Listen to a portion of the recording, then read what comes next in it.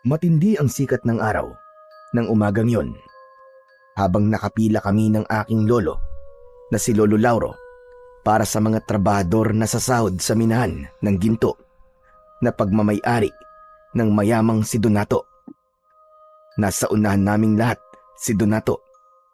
Nakaupo siya habang may lamesa sa kanyang harapan.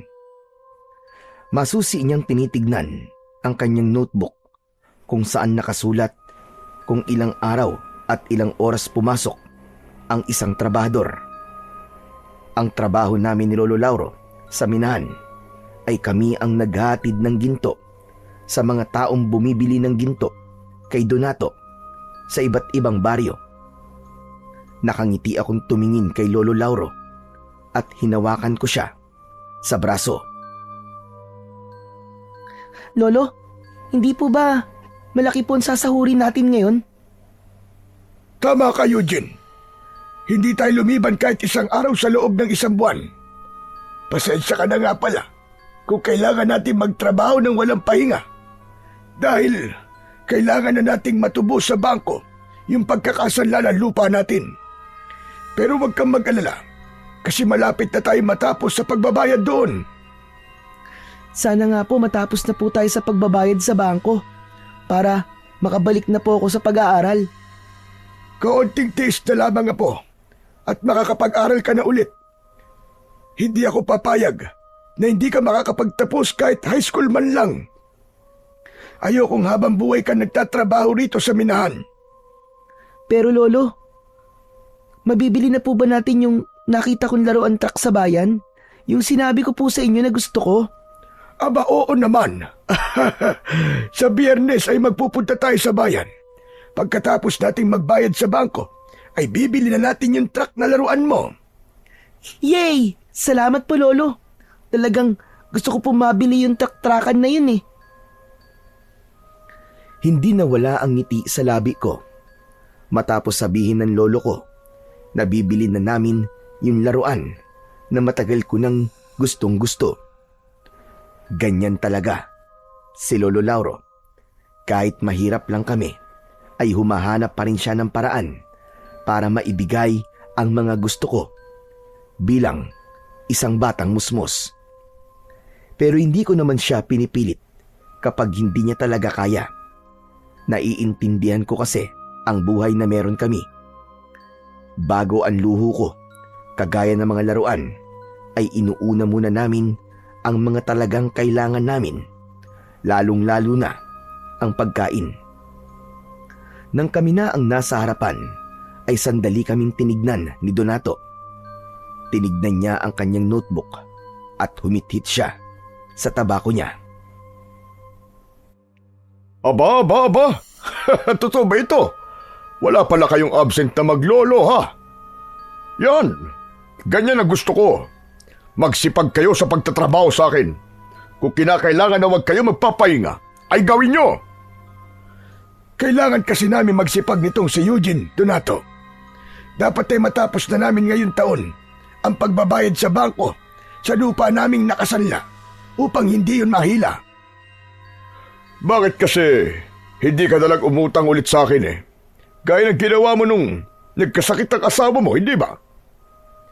Saka na lang siguro kapag nabayaran na namin yun sa bangko. Ikaw ang bahala. Ako naman nag-aalok lang ng tulong. Oh, eto ang sahod yung dalawa. Kinuha ni Lolo Lauro ang puting sobre na inabot ni Donato. Inilabas ni Lolo ang perang nasa loob ng sobre at binilang niya yon.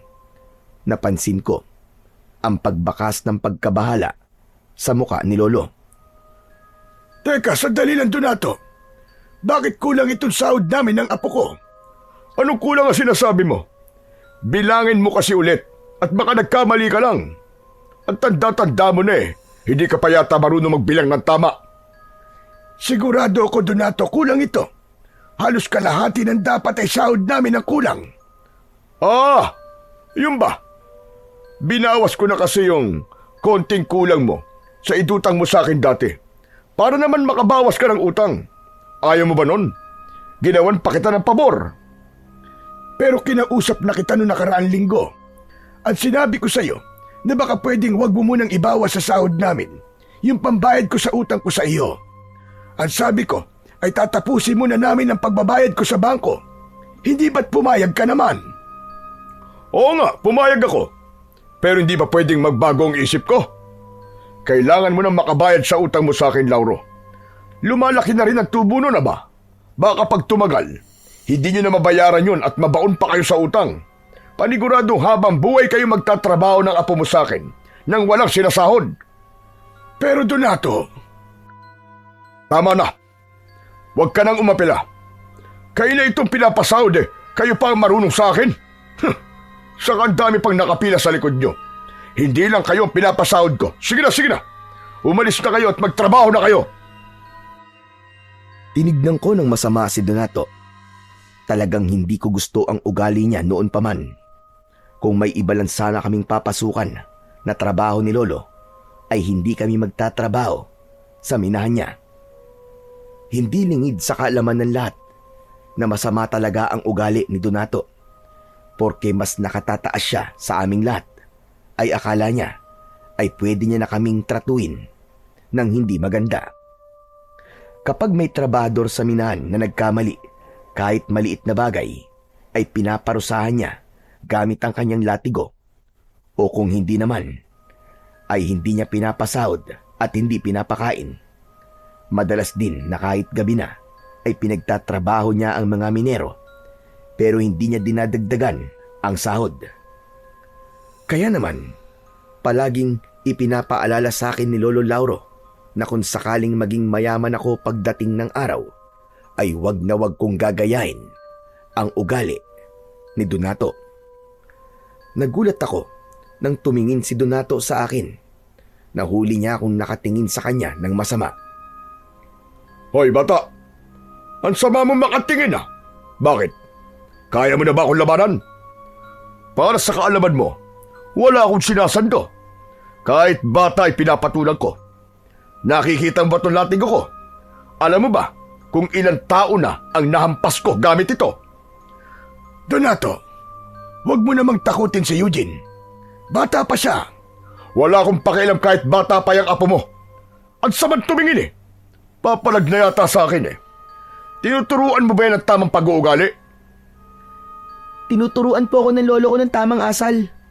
Pero may kilala po ako na kailangan po maturuan ng tamang ugali. At sinong tinutukoy mo? Ako? Wala po akong sinabi na kayo po yun. Sa bibig niyo po yun ang galing. Abat, napakatabil talaga ng dila mo bata ka. Hoy Lauro, pagsabihan mo yung apo mo ha. Kaya bata-bata pa eh. Napakasama na ng ugali. Pasensya ka na Donato. Eugene, tara na. Magsimula na tayong magtrabaho. Hinawakan ako ni Lolo Lauro sa braso at umalis na kami sa harapan ni Donato. Naglakad na kami papunta kay Mang Andoy na siyang nag-aabot sa amin ng mga ginto na dadalhin namin sa mga bumili noon sa iba't ibang baryo. Si Lolo Lauro lang ang lumapit kay Mang Andoy.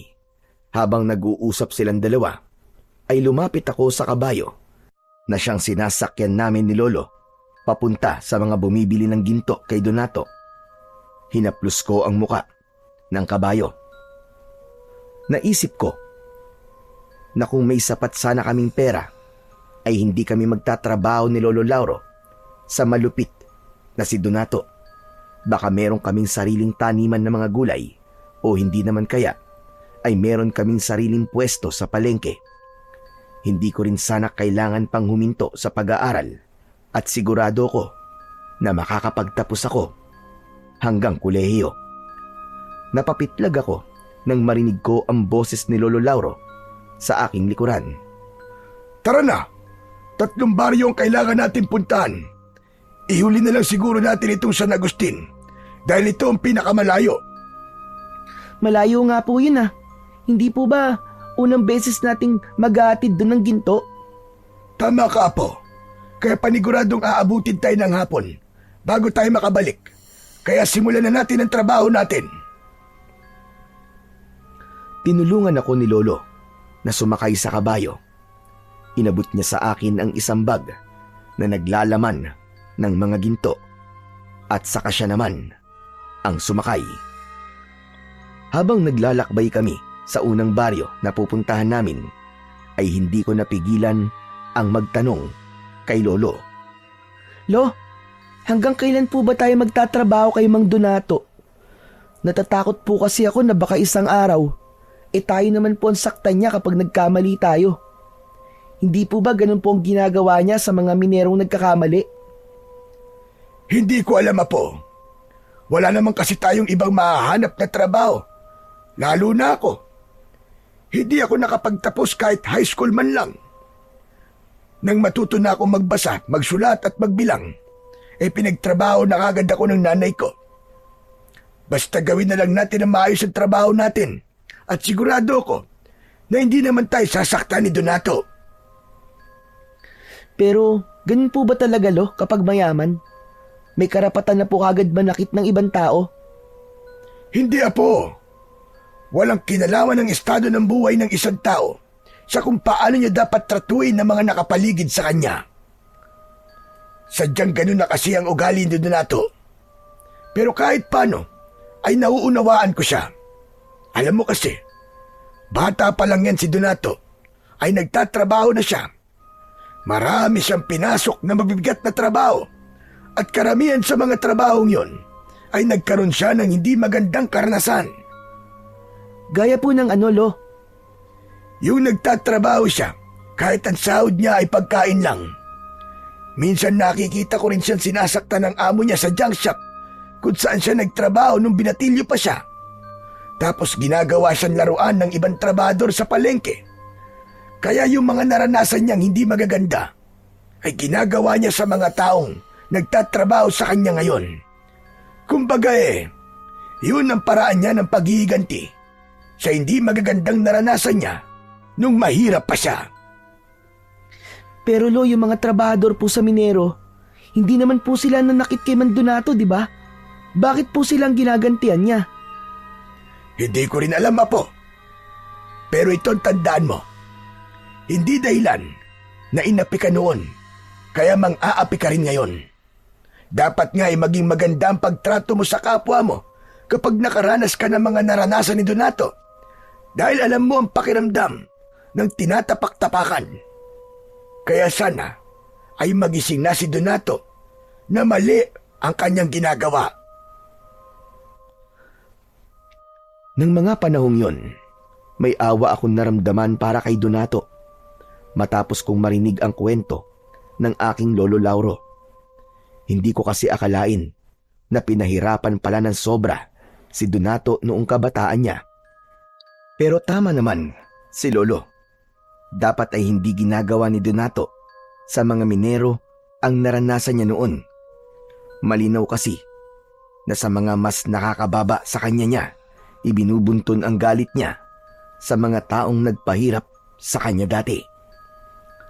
Mabilis naming napuntahan ni Lolo Lauro ang unang 2 baryo dahil malapit lang ang mga yon.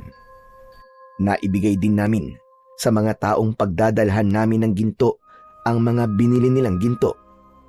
Sandali lang kaming nagpahinga upang kainin ang baon naming pagkain dahil nakaramdam na kami ng gutom. Pagkatapos kumain ay nagsimula na kaming maglakbay papunta ng San Agustin. Tirik na tirik ang araw ng tanghaling yon. Kaya naman masakit yun sa balat. Pero tiniis namin yon ni Lolo dahil kailangang matapos namin ang aming paghatid ng ginto.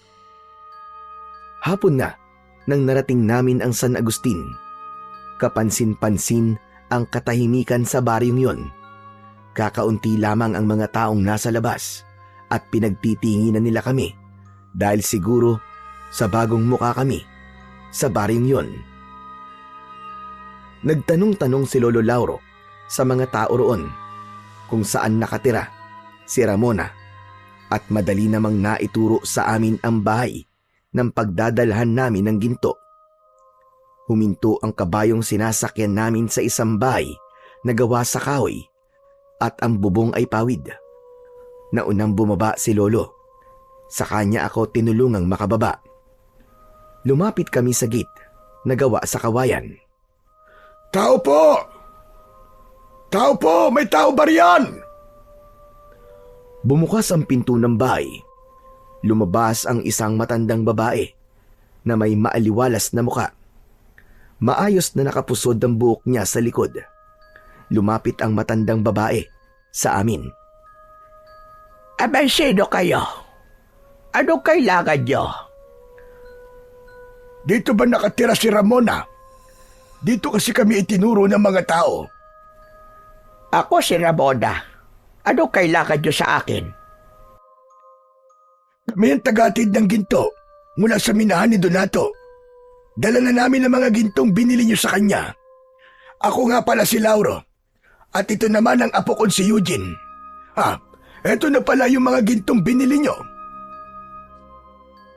Inabot ni Lolo Lauro kay Aling Ramona ang isang maliit na sisidlan na gawa sa makapal na uri ng tela. Agad namang tinanggap yun ni Aling Ramona. Binuksan niya ang sisidlan at napangiti siya nang makita ang mga ginto sa loob. Dako, maraming salamat. Pakisabi kay Donato, maraming salamat. Nagbayad na pala ako kay Donato at buo ko nang nabayaran ng mga gintong ito. Oo, nasabi na yan sa amin ni Andoy. Maraming salamat din. O siya, sige. Aalis na pala kami ng apo ko. Aling Ramona, pwede po ba kaming makiinom ng tubig? Kanina pa po kasi ako nauuhaw eh. Ang layo po kasi nitong baryo nyo, kaya naubos na po ang baon namin tubig. Abay, sige, walang problema. Sumunod kayo sa akin sa loob. Nako, nakakahiya ka talaga, bata ka. Kahit kailan ka talaga. Ayos lang yan. Mabuti nga at nagsasabi siya. Isa pa, tubig lang naman ang hinihingi niya. Inaya ulit kami ni Aling Ramona na pumasok sa bahay niya. Sumunod kami ni Lolo sa kanya. Pagpasok namin sa bahay ay nakita ko na maaliwalas ang loob nun.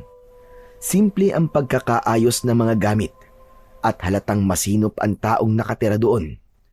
Tinawag kami ni Aling Ramona sa kusina at itinuro niya sa amin ang water jug. Binigyan niya kami ng isang baso at nauna kong uminom. Matapos uminom ni Lolo ay kinausap ko ulit si Aling Ramona. Aling Ramona, pwede po bang lagyan nyo na rin po ang baonan namin ng tubig?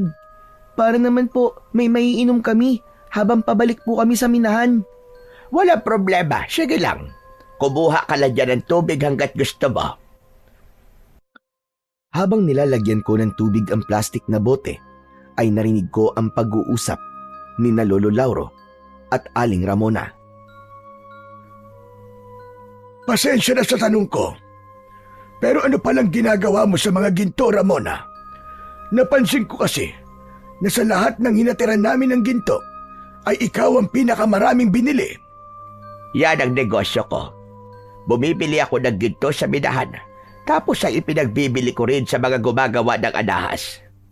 Nilalagyan ko ng konting tubo para meron naman akong kinikita kahit paano.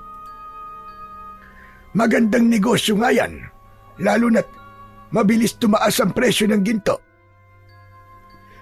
Taga rito ka ba talaga sa San Agustin? Hindi, Lauro. Sa ibang lugar talaga ako'y pinanganak. 5 taon pa lang ako dito sa San Agustin. At nagustuhan ko na rito, kaya dito ko na piniling manirahan. Ang pamilya mo pala, nasaan? Patay na ang lahat ng kapatid ko. Hindi naman ako nagkaroon ng asawa, kaya wala akong mga anak. Sa madaling salita, ay mag-isa lang ako sa buhay. Hindi ba malungkot kapag mag-isa? Sayang naman ang negosyo mo kung walang magmamana ng mga pinaghihirapan mo ngayon. Nako, sanay na akong mag-isa. Para sa akin, ay walang problema kahit wala akong kasama sa buhay. Dahil mas payapa nga ang ganon para sa akin. Saka kung sakaling mawala ako, wala na akong pakialam sa mga maiiwan kong pera o kayamanan. Teka, ano ba ito? Isa ba itong interview? At ang dami mong tanong. Pasensya ka na. Masyado ko nawili sa pagtatanong. O ano, Eugene? Tapos ka na bang maglagay ng tubig dyan? Kanina pa po, Lolo. Eh bakit hindi ka nagsasalita? Pambihirang batang ire. Kausap niyo po kasi si Aling Ramona eh. Hindi po ba sabi niyo po sa akin, wag po akong sisingit o makikisali sa usapan po ng mas nakatatanda sa akin? Nakakatuwa naman ang apo mo, Lauro. Mukhang maganda ang mga itinuturo mo sa kanya. Yan ang nag-iisa kong apo na si Eugene. Ang talagang ipinagmamalaki ko dahil napakabait niyang bata. Kaya nang mamatay ang aking asawa, ay hindi ako masyadong nalungkot dahil nandyan si Eugene. Kung ganon, ay balo ka na pala. Ganon na nga, Ramona. Alam mo na, binatang binata at walang sabit. O siya, sige, tutuloy na kami. Masyado na tayo napapasarap sa kwentuhan. Baka abutin na kami ng dilim sa daan. O sige, mag-iingat kayo. Oo nga pala. Dalhin nyo na itong mga tinapay para meron kayong makakain sa daan.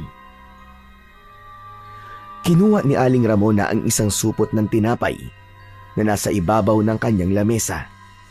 Ayaw pa sana yung tanggapin ni Lolo Lauro, pero naging mapilit si Aling Ramona. Kaya wala nang nagawa si Lolo, kundi kunin ang tinapay. Matapos naming magpasalamat kay Aling Ramona, ay umalis na kami ni Lolo. Sumakay na kami sa kabayo at nagsimula na kaming maglakbay pabalik sa minahan para mag-report kay Donato. Salamat naman at tapos na ang trabaho natin ngayong araw.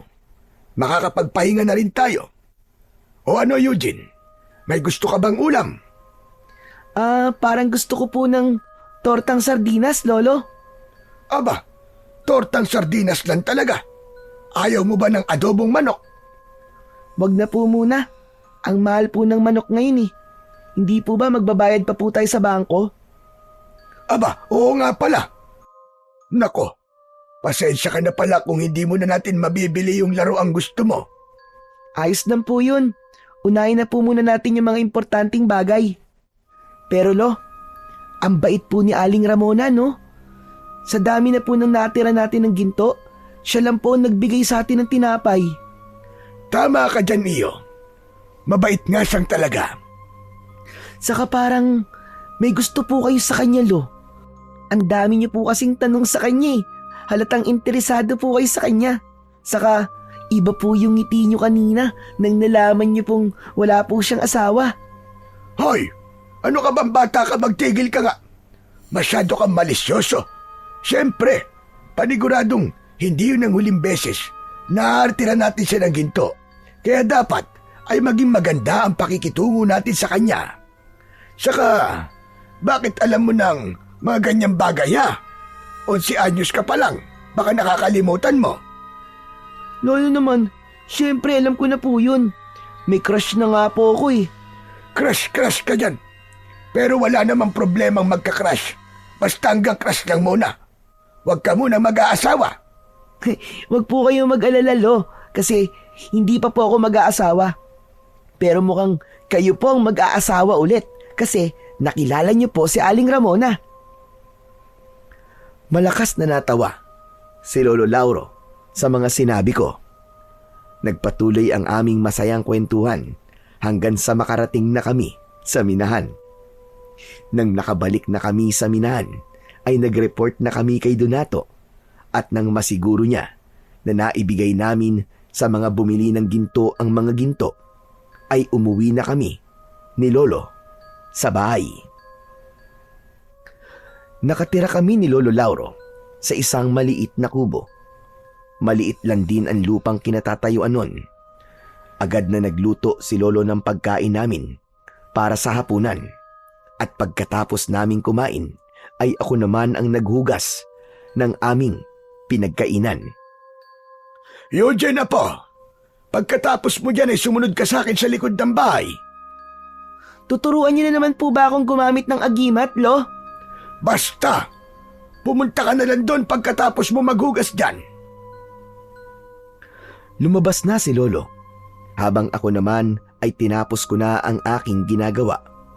Pinunasan ko ang basa kong kamay at saka ko pinuntahan si Lolo sa likod ng bahay. Nakita ko si Lolo na hawak ang kanyang agimat. Naikwento sa akin ni Lolo dati na ang agimat na yon ay ibinigay sa kanya ng isang mahusay na manunugis ng mga aswang. Sa lugar kasi kung saan lumaki si Lolo Lauro ay may mga aswang na umaatake. Nakitaan ng manunugis na yon ng potensyal si Lolo, kaya sinanay siya nito na makipaglaban sa mga aswang at gamitin ang agimat na yon. Ngunit dahil mas pinili ng pamilya ni Lolo na umalis sa lugar na yon, ay hindi nito naranasang makipaglaban sa mga aswang at nanatili sa pangangalaga niya ang agimat. Sabi ko na nga ba, tuturuan niyo na naman po ako sa paggamit ng agimat eh. Huwag ka nang magreklamo dyan at lumapit ka na rito. Hindi mo ba nakikita ang bilog na bilog ang buwan ngayong gabi? Ngayon mo dapat mas pag-aralan ang paggamit ng aking agimat dahil kapag bilog ang buwan ay mas malakas ang kapangyarihan nito. Napipilitan akong lumapit kay Lolo Lauro. Napakamot ako sa likod ng aking ulo. Kinuha niya ang isa kong kamay at ipinatong niya roon ang agimat. Ang agimat na nasa kamay mo ngayon, Apo, ay mabisang panlaban sa mga aswang. Bibigyan ka nito ng kakaibang husay at lakas sa pakikipaglaban sa mga kampon ng kadiliman, lalong-lalo na sa mga aswang. Pero Lolo Lauro, kailangan ko po ba talagang matutunan ng paggamit niyan? Hindi ko naman po yan kailangan eh kasi wala naman pong aswang dito sa baryo natin eh. Hindi porke walang aswang ngayon dito, ay wala nang darating na aswang sa hinaharap. Kailangan mong paghandaan ng araw na yon. Mas maganda na ngayon pa lang, ay handang-handa ka na. Bakit po hindi na lang po kayo ang gumamit niyan, Lo? Hindi po ba sa inyo naman po yan ibinigay ng manunugis na ikiniwento niyo po sa akin dati? Masyado na ako matanda para gamitin ko pa ito, Apo. Kaya naman naisip ko na ipamana ito sa'yo kapag alam mo na itong gamitin. Mas mapapakinabangan mo ito kaysa sa akin. Ngayon, ituturo ko sa iyo ang dasal na kailangan mong dasalin upang hindi mawala ang kapangyarihan ng agimat na ito. Tandaan mo, Apo, tuwing bilog lang ang buwan mo ito gagawin. Matapos yon, ay itinuro na sa akin ni Lolo Lauro ang dasal na sinasabi niya. Nahirapan ako dahil nasa wikang Latin ang dasal. Palagi akong nabubulol at namamali sa pagbigkas ng bawat salita. Pero naging matyaga si Lolo sa pagtuturo sa akin. Sinabi rin niya ang ibig sabihin ng dasal na yon upang mas maunawaan ko ang aking mga sinasabi. Kahit papano ay nasa ulo ko naman ang dasal matapos ang halos 1 oras na pagtuturo sa akin ni Lolo Lauro. Tinapos na niya ang pagtuturo at bumalik na kami sa loob ng aming kubo. Inayos na ni Lolo ang aming tutulugan habang pinanonood ko siya. Lolo, hindi po ba talaga kayo nakipaglaban sa mga aswang dati kahit 1 beses? Hindi, Apo. Bago kasi ako sumabak sa pakikipaglaban noon, ay umalis na kami ng pamilya ko sa baryo namin dahil natatakot na sila sa hindi magagandang nangyayari roon. Ayoko nga sanang umalis dahil ang gusto ko ay tulungan ng manunugis na nagsanay sa akin sa pakikipaglaban sa mga aswang. Pero naisip ko na mas piliin ang desisyon ng aking pamilya. Kaya niyo po ba ako sinasanay para ako po ang gumawa ng hindi niyo po nagawa noon? Parang ganun na nga. Pero sana ay huwag mong magamit ang agimat. Talagang gusto lang kitang maging handa sa mga pwedeng mangyari, Apo. Hindi natin hawak ang kinabukasan.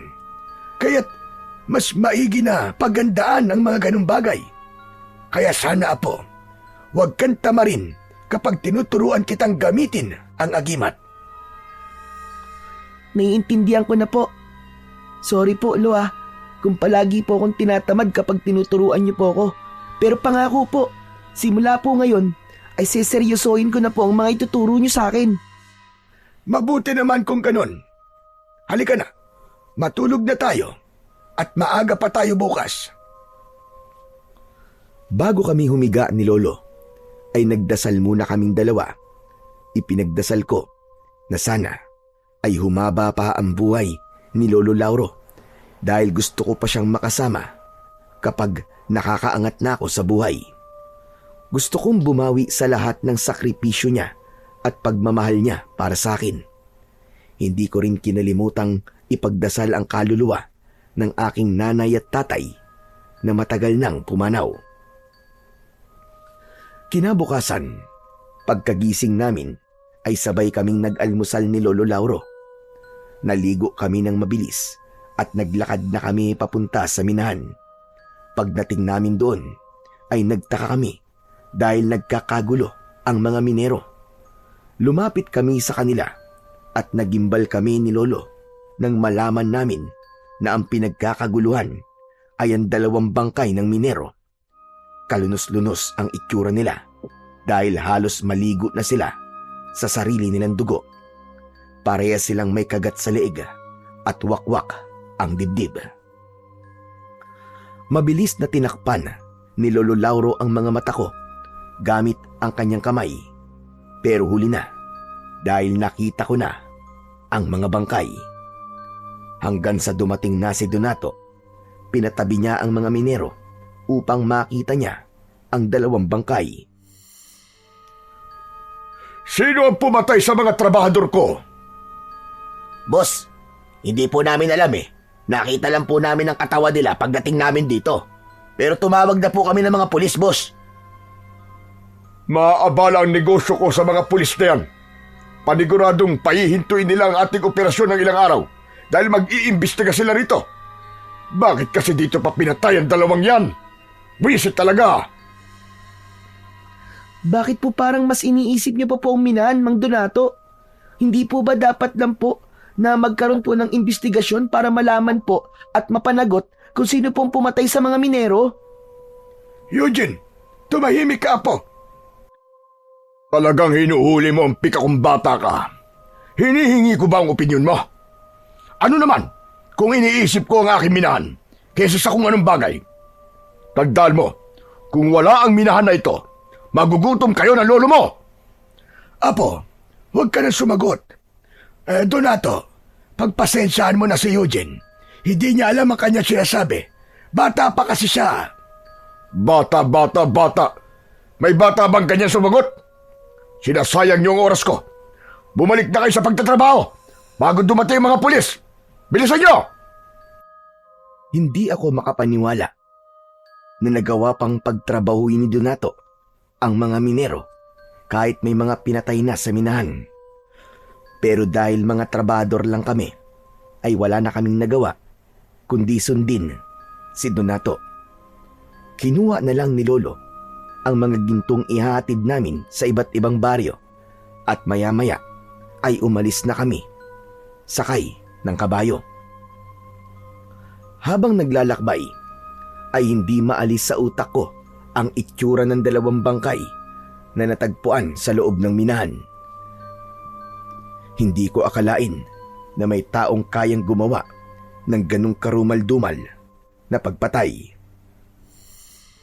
Eugene na po, ayoko nang uulitin mo yung ginawa mo kanina ha. Hindi mo dapat sinasagot ng pabalang si Donato, lalo na't mas matanda siya sa iyo. Sorry po, Lolo. Alam ko pong mali po ang ginawa ko pero hindi ko po kasi nagustuhan yung sinabi ni Mang Donato eh. Halata po kasi na mas iniisip pa niyang negosyo niya kesa sa 2 patay na minero. Ganyan din naman ang nararamdaman ko sa sinabi ni Donato. Pero ipapaalala ko lang sa iyo na amo natin si Donato at tayo ay isa lamang sa mga tauhan niya. Siya ang nagpapasahod sa ating 2 apo. Hindi ka ba natatakot na baka mawalan tayo ng pagkakakitaan kapag napuno na sa iyo si Donato dahil sa pagsagot-sagot mo sa kanya? Tandaan mo na wala na tayong maahanap na ibang trabaho kapag naalis tayo sa minahan. Sorry po talaga, Lolo. Hayaan niyo na po sa susunod, ititikom ko na po talaga ang bibig ko. Kahit may sabihin pa po si Mang Donato na hindi maganda. Lumipas ang ilang araw at palagi kong nakikita sa minahan ang mga pulis na nag-iimbestiga. Sobra akong na-curious kung sino ang salarin sa patayang nangyari sa minahan. At sa kabila ng pangyayaring yon, ay hindi ko nakitaan si Donato na gusto niyang marisolba ang kasong yon. Narinig ko na lang na binayaran ni Donato ang mga pulis upang tumigil na ang mga yon sa pag-iimbestiga. Alam ko na ginawa ni Donato upang bumalik na ang minahan sa normal nitong operasyon. Isang gabi, habang kumakain kami ng hapunan, ay nagtanong ako kay Lolo Lauro. Lolo, hindi po ba tapos na po yung investigasyon sa dalawang pinatay sa minahan? Ano po palang resulta ng pag-iimbestiga po ng mga pulis doon? Narinig ko sa mga minero na base sa mga ebidensya ay inatake ng mababangis na hayop ang dalawang minero. Kaya po bang gawin ng mabangis na hayop ang ganung pagpatay, Lo? Hindi ko rin alam, Apo. Ang sabi ng ibang minero ay binayaran daw ni Donato ang mga pulis para ganun ang kalabasan ng investigasyon. Ayaw kasi ni Donato na humaba pa ang pag-iimbestiga ng mga pulis dahil naaabala ang trabaho sa minahan. Hanip, grabe po talaga si Mang Donato, no? Para pong imposibleng mabangis na hayop lang ang pumatay dun sa mga minero eh. Nakakaawa naman po sila dahil mukhang hindi sila mabibigyan ng hustisya. Wala na tayong magagawa pagdating sa bagay na yan, Apo. Pinagalaw na ni Donato ang pera niya, kaya paniguradong hanggang doon na lamang ang mangyayaring investigasyon. Nalungkot ako sa mga nalaman ko. Doon ko napatunayan na iba talaga kapag maraming pera ang isang tao. Nagagawa nito ang kahit na ano, kahit pa ang pinaka-imposibleng bagay. Inakala naming lahat na yun na ang una't huling beses na may papatayin sa minahan. Pero makalipas ang ilang araw, ay isang minero na naman ang natagpo ang walang buhay. Ang masaklap pa nun ay nawala ang mga gintong nakatago sa minahan. Nang dahil sa pangyayaring yon, ay naggalit talaga ng gusto si Donato. Kaya agad siyang nagpatawag ng pagpupulong sa lahat ng nagtatrabaho sa minahan. Hindi ko na gusto nangyayari ngayon dito. Malinaw na hindi lang pagpatay ang pakay ng kung sinong hayop na yon, kundi pagnanakaw din. Ibig po bang sabihin ay mga mababangis na hayop po nagnakaw sa mga ginto? Kasi hindi po ba ang lumabas po sa investigasyon ay mababangis na hayop po ang pumatay dun sa unang minero? Manahimik ka, Eugene. Huwag mo nang dagdagan ang init ng ulo ko. Eugene, Apo, ano ba sinabi ko sa'yo? Tama na yan. Napayuko ako at pinilit ko na wag nang magsalita. Nararamdaman ko na mauulit pa ang patayan at pagnanakaw na to. Kaya kailangan mahuli na kung sino man ang gumagawa nito sa akin. Napakalaking halaga ng ginto ang nawawala. Kaya simula mamayang gabi, ay dadagdagan ang mga magbabantay dito sa minahan. Kung dati ay 2 o 1 lang ang nagbabantay, ngayon, gagawin ko ng 5. At kung sino man ang makakahuli sa mamamatay tao na yon at magnanakaw na yon, ay magkakaroon ng gantimpala sa akin. Umugong ang bulungan ng mga minero. Marami ang natuwa dahil sa gantimpalang sinabi ni Donato, kahit wala pang nakakaalam kung anong klaseng gantimpala yon. Ano namang gantimpala ang makukuha ng makakahuli sa kriminal, Donato? 50,000 piso. Agad kong ibibigay yon sa makakahuli sa magnanakaw ng mga ginto ko. Kaya kung ako sa inyo, ayusin ninyo ang inyong pagbabantay para kayo ang makakuha ng gantimpala. At siguraduhin nyo na hindi na ulit ako mananakawan. Mamaya, bago kayo umuwi, ay sasabihin ko kung sino ang 5 magbabantay dito mamayang gabi. Sige na, bumalik na kayo sa inyong trabaho. Nagsimula na kami maglakad ni Lolo Lauro para kunin ang mga gintong ihahatid namin sa iba't ibang baryo. Ngunit bago yun, ay nagtanong ako sa aking Lolo Lauro. Lolo, malaki na po ba ang 50,000 piso? Para sa mga kagaya nating mahihirap, ay malaking halaga na ang perang yon. Kung may ganun tayong pera, ay mababayaran na natin ang utang natin sa bangko at meron pang sosobra. Wow, kung ganun, tayo po pala ang dapat na makahuli ron sa nagnakaw ng ginto ni Mang Donato. Anong tayo? Ako lang. Sa tingin mo ba ay papayagan kitang magbantay dito sa minahan para manghuli ng kriminal? Masyadong delikado dahil bata ka pa. Eh kayo nga po, Lo, sobrang tanda na eh. Hindi po ba delikado rin yun sa inyo? Kasi mahina na po kayo? Tumahimik ka nga. Napakarami mo talagang alam, bata ka. Kaya palaging naiinis sa si Donato eh. Ang mabuti pa ay saka na natin yan isipin. Magtrabaho na muna tayo para madali tayong matapos. Patuloy kong inisip ang perang gantimpala na makukuha ng makakahuli sa kriminal. Naisip ko na kung isa sa amin ni Lolo ang makakakuha ng perang yon, ay napakalaki ng magiging pagbabago sa aming buhay. Nang araw na yon ay isa si Aling Ramona sa mga pinagdalhan namin ng ginto. Napansin ko ang pagniningning ng mga mata ni Lolo Lauro nang makita nito ang matandang babae na si Aling Ramona. Pinigilan ko ang sarili ko na tuksuin siya dahil alam ko na mapapahiya siya dahil nasa harapan namin si Aling Ramona. Aba, Ramona, mukhang mas marami ang gintong binili mo ngayon ha. Kailangan kasi na mas maraming ginto na mga bumibili sa akin. Isa pa, ilang araw din akong hindi nakabili kay Donato. Kaya sinadya kong damihan ngayon. Oo nga pala. Nagluto ako ng maruya. Baka gusto nyo magmerienda muna. Aba, hindi ko tatanggihan yan kasi nagugutom na kami ng apo ko. Maraming salamat sa iyo, Ramona. Sus, hindi po ba kumain na po tayo ng banana Q kanina lang? Nagmerienda na ba kayo? Ay, oo, pero gutom pa rin kami. Kung gano'n ay sumunod na kayo sa akin sa loob. Matamis na ngumiti sa amin si Aling Ramona.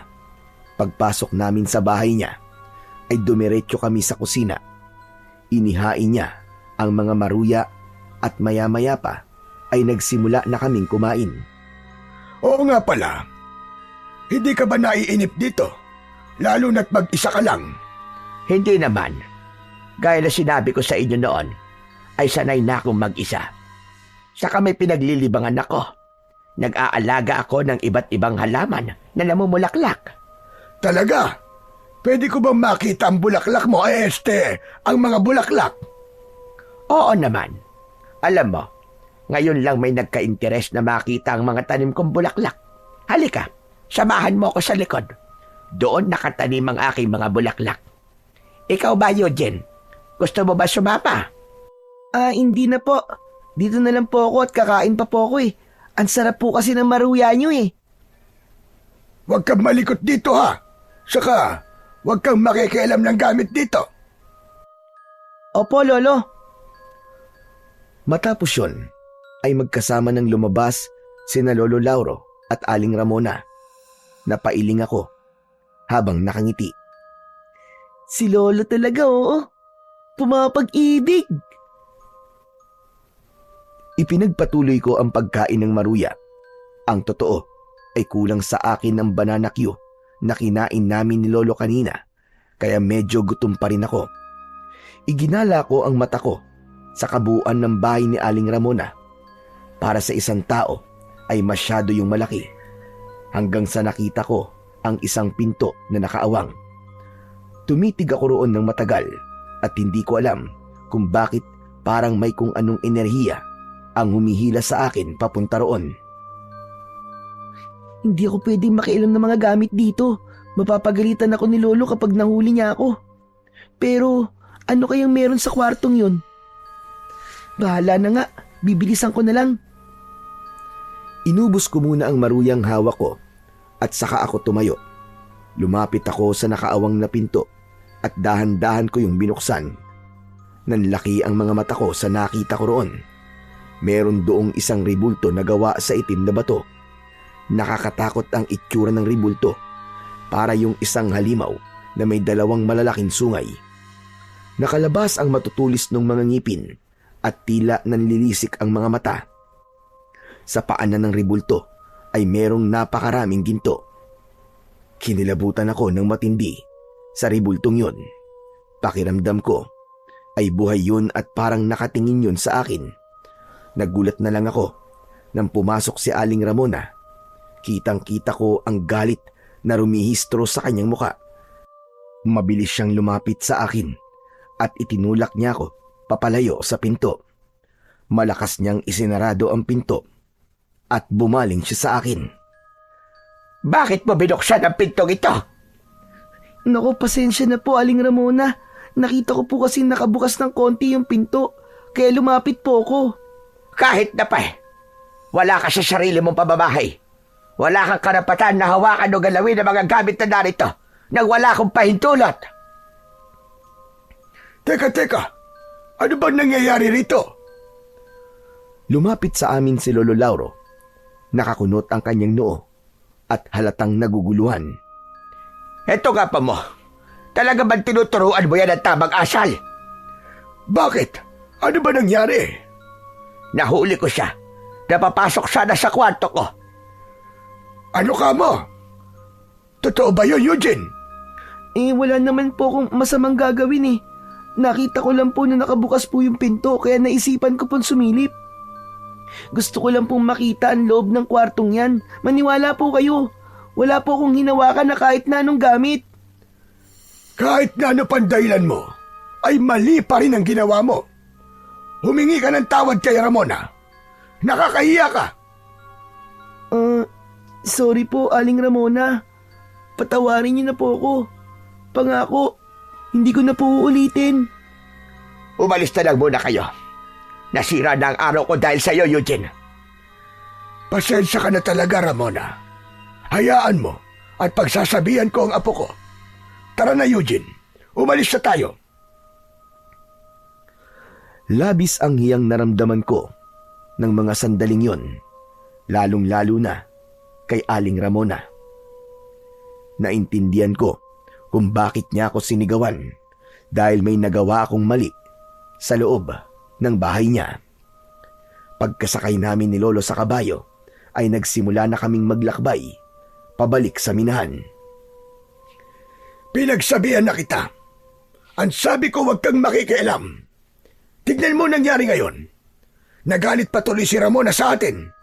Sigurado ako na magbabago na ang tingin niya sa atin. Baka isipin pa niya na tinuturuan kita sa ganung bagay. Sorry po talaga, Lolo Lauro. Gusto ko lang po kasi na makita yung loob ng kwarto eh. Wala naman po akong balak na makialam sa mga gamit ni Aling Ramona. Kahit na anong paliwanag mo, ay maling-mali pa rin ang ginawa mo. Hayaan niyo po at sa susunod, hindi ko na po yung gagawin. Mabuti sana kung meron pang susunod. Sigurado ako na dahil sa ginawa mo, ay hindi na tayo papapasukin ni Ramona sa bahay niya. Kung kailan naman nagiging malapit na kami sa isa't isa, ay saka kapag gumawa ng kabalbalan. Bakit po, Lolo? Liligawan niyo na po ba si Aling Ramona? Tumigil ka. Liligawan. Puro ka ganyan. Ang isipin mo ay ang ginawa mong kasalanan. Alam ko naman po yun, Lo eh. Pero Lolo, alam niyo po bang may nakita po akong kakaiba sa loob po ng kwarto ni Aling Ramona? At ano naman ang nakita mo roong pakila merong bata ka? Meron pong nakakatakot na ribulto, para pong demonyo yung itsura. Nakakatakot po talaga kasi para po siyang buhay eh. Tapos po sa paanan po ng ribulto na yon, napakarami pong mga ginto. At bakit naman magkakaroon ng ganong ribulto si Ramona sa bahay niya, Aber? Aba, malay ko po. Ano po kaya kung itanong niyo po sa kanya? Eh di mas lalo yung nagalit sa atin kapag ginawa ko yung sinasabi mo. Pero Bakit nga po kaya may ganong ribulto si Aling Ramona, no? Hindi po kaya sumasamba po siya sa dyablo?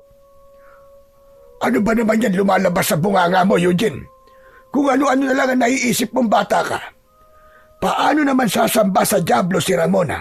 Napakabait ng tao. Huwag kang ang ganyan mag-isip.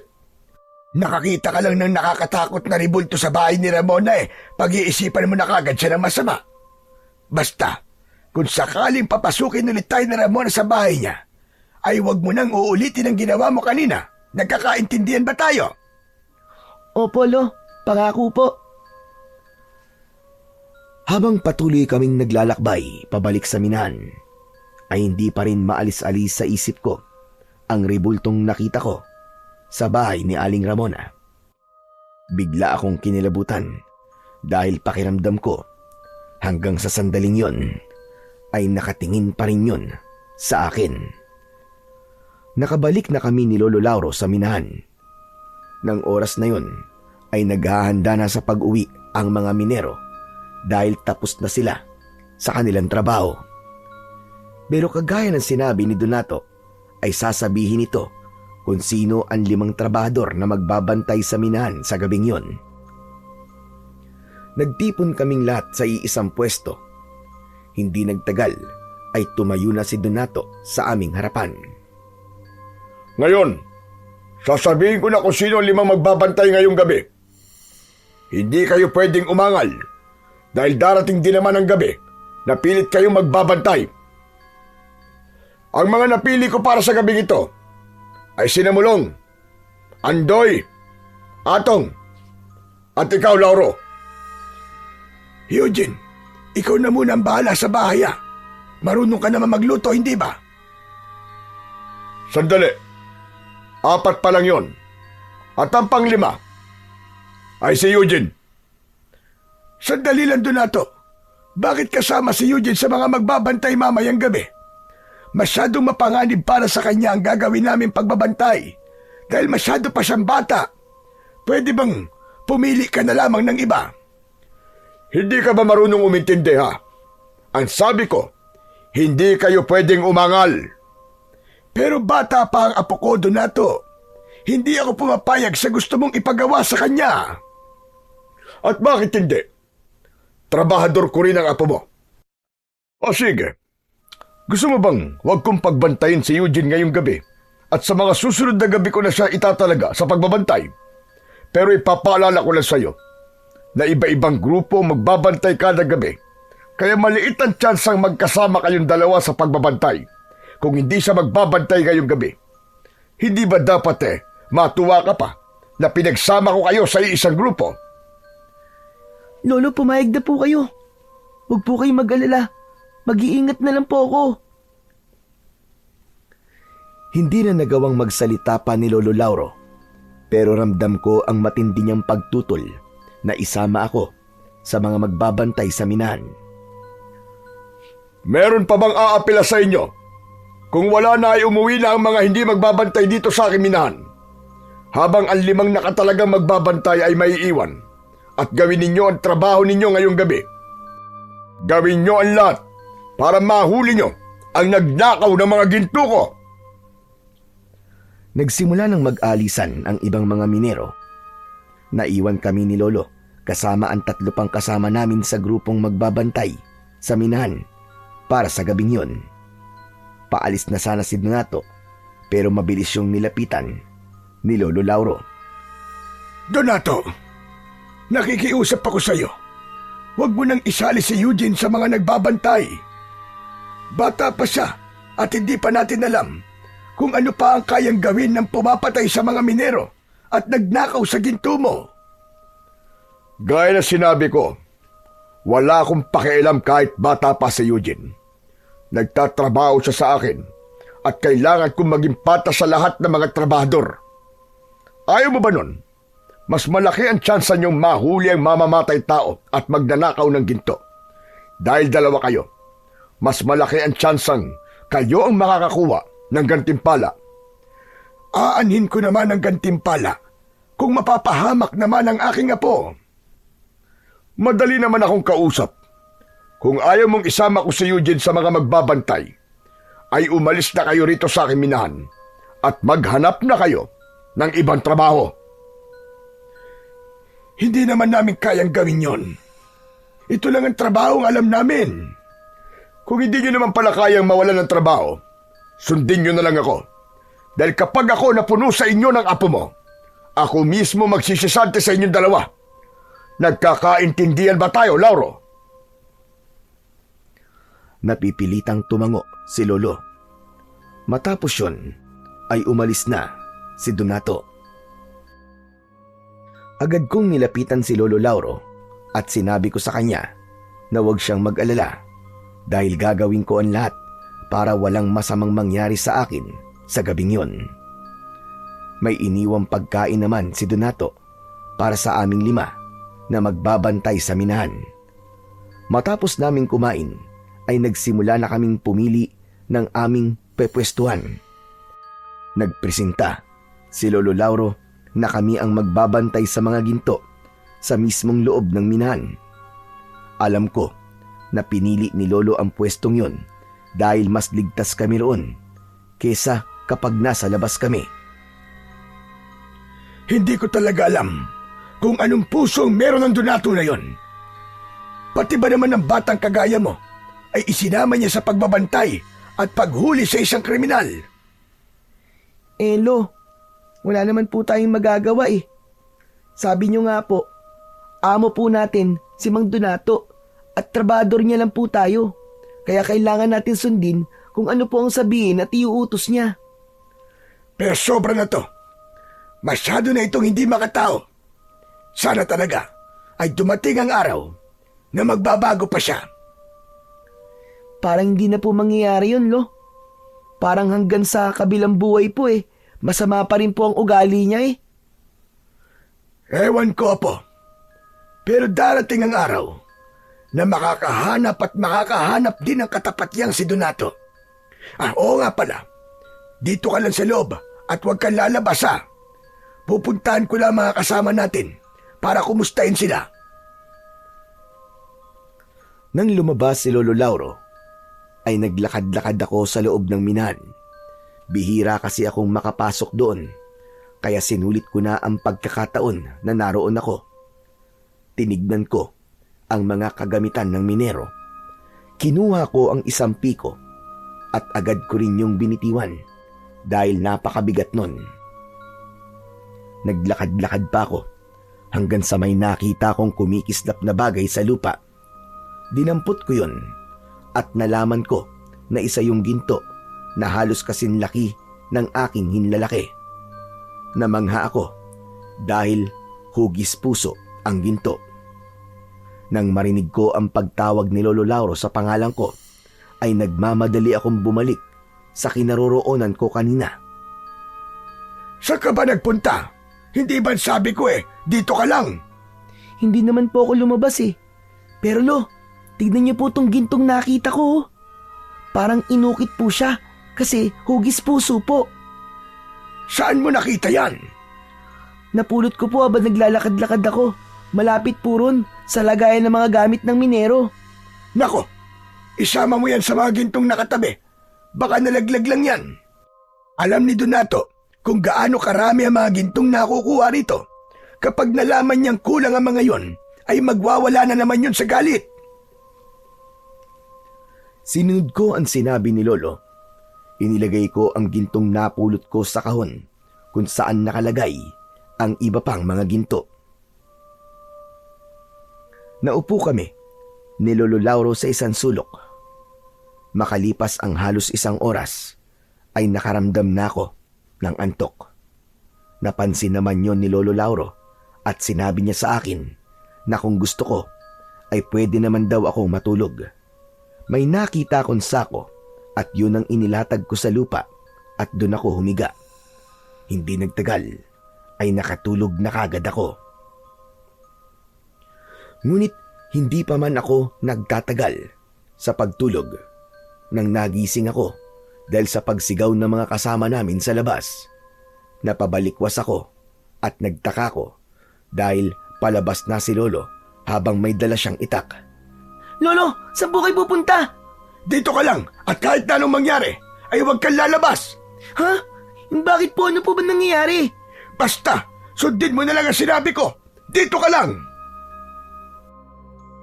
Nagmamadaling lumabas si Lolo Lauro habang naririnig ko pa rin ang pagsigaw ng mga kasama namin. Kinabahan ako dahil yung klase ng pagsigaw nila ay parang dahil sa labis na takot. Ano kayang nangyayari dun sa labas? Bakit parang nagkakagulo sila ron? Hindi kaya nasa labas yung magnanakaw ng ginto ni Mang Donato? Nang dahil sa naisip ko na yon, ay nagkaroon ako ng kagustuang malaman kung ano ba talaga ang nangyayari sa labas. Kaya sa kabila ng sinabi ni Lolo Lauro sa akin na bawal akong lumabas, ay lumabas pa rin ako. Nagtago ako sa likod ng isang malaking bato. Pagsilip ko roon, ay nakita ko ang isa sa mga minero na nilalapa ng isang nakakatakot na nilalang. May mahahabang kuko ang nilalang na yon at ginamit nito yon para wakwakin ang dibdib ng minero. Bukod doon ay matutulis din ang mga ngipin niya at ang mukha niya ay parang sa isang mabangis na halimaw. Mabilis na tumakbo si Lolo Lauro papunta sa inaataking minero at nang makita ng nilalang si Lolo Lauro ay mabilis na tumakbo ang nakakatakot na nilalang. Takot na takot ako sa aking nakita. Nang lapitan ni na Lolo at ng iba pang mga kasama ang walang buhay na minero, ay agad nila yung binuhat at dinala sa malapit na bukana ng mismong minahan. Kahit nakita ako ni Lolo Lauro, ay hindi niya ako pinansin dahil nakatuon ang atensyon niya sa naging biktima ng halimaw. Kahit halatang walang buhay na ang minero, ay binugahan pa rin nila ng hangin ang bibig nun. Sa huli, ay sumuko na lamang si Lolo Lauro. Wala na. Patay na siya. Patay na si Andoy. Lolo, ano po yung umatake kay Mang Andoy? Bakit po ganun ang itsura niya?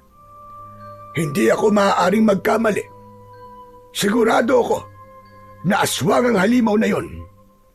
Aswang ang pumatay kay Andoy at sa iba pang mga minero.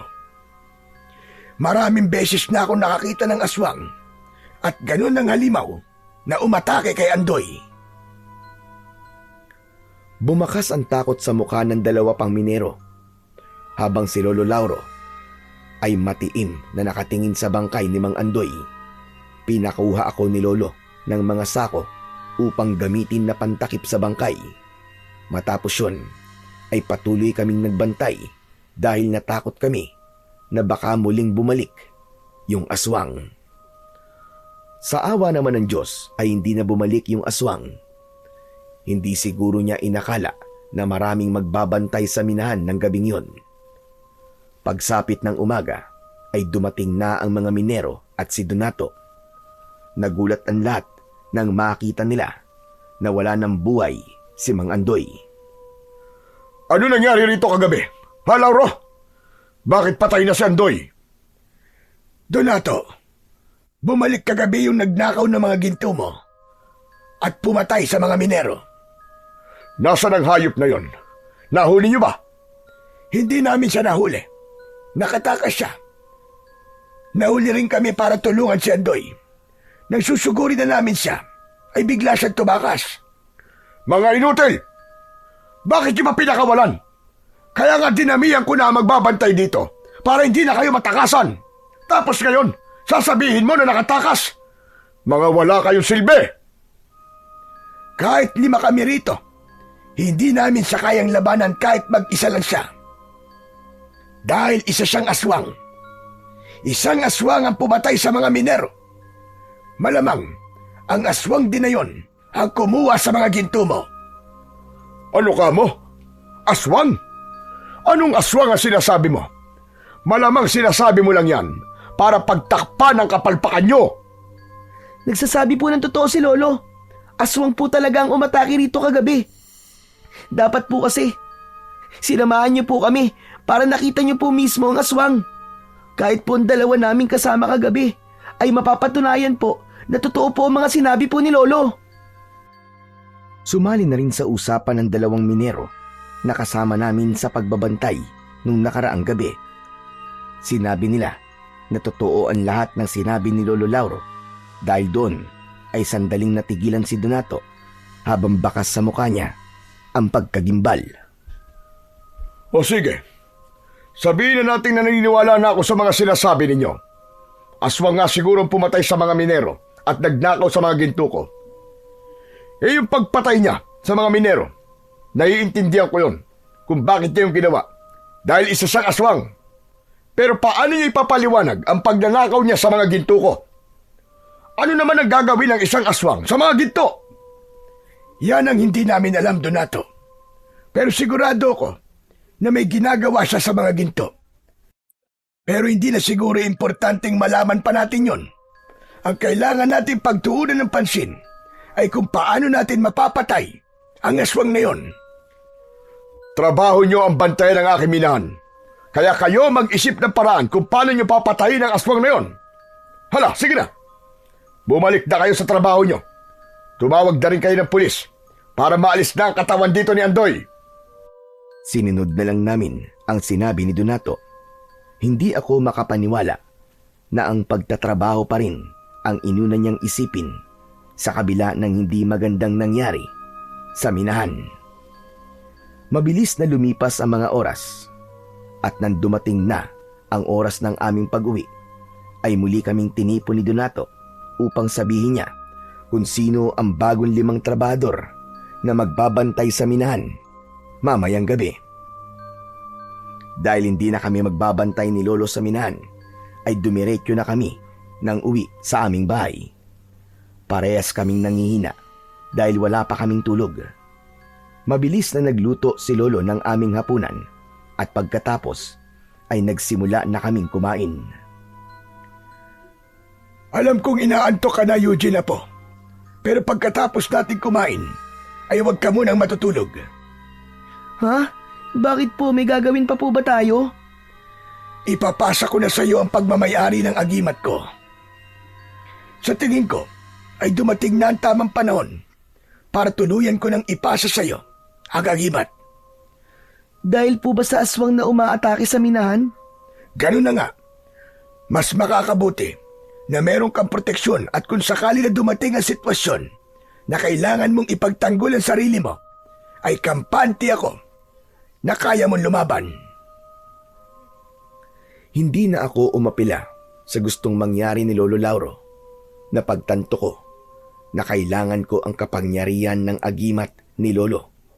Lalo na't hindi kami sigurado kung baka sa mga susunod na gabi ay umatake na rin ang aswang sa mismong baryo namin. Kaya pagkatapos namin maghapunan ay nagtungo kami sa likod ng bahay.